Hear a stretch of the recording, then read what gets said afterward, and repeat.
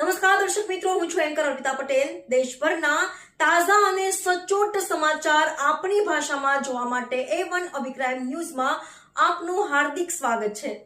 હવે જોઈએ મુખ્ય સમાચાર તરફથી અને મ્યુનિસિપલ કમિશનર શ્રી તરફથી આ બધા સાથે માહિતી શેર કરવામાં આવી।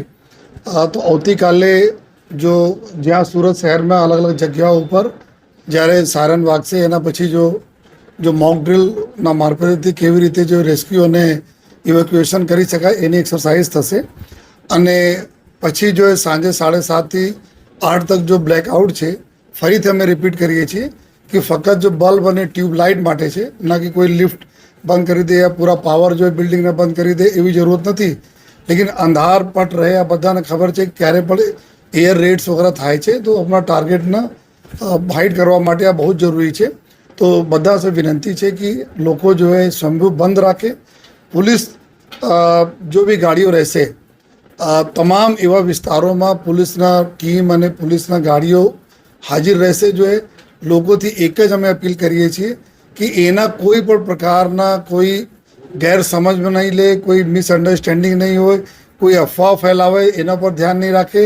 અને ફક્ત એક ડ્રિલ તરીકે જો કરવામાં આવી રહ્યા છે, જેના લીધે 7:30 થી 8 ખાસ કરીને જ્યારે બધા લાઇટો બંધ રહેશે ત્યારે સ્ટ્રીટ લાઇટ વગેરે જો भी બંધ રહેશે।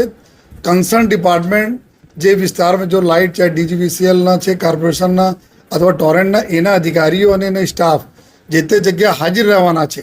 તાત્કાલિક જો એ 8 વાગે બધા રિસ્ટોર થઈ જવાના છે। તો મારી રિક્વેસ્ટ છે કે કોઈ પણ પ્રકારના કોઈ અફવા पे ધ્યાન નહીં આપે।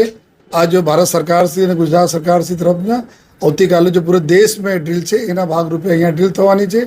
તો બધા લોકો સહકાર આપે એવી બધા લોકોથી અમે વિનંતી કરીએ છીએ। અને જો ફર્ધર કોઈ જે રીતે જો ક્યાં ડ્રીલ થવાની છે, કઈ રીતે થવાની છે, આપને આવતીકાલે જો શેર કરી દેવામાં આવશે જગ્યા છે।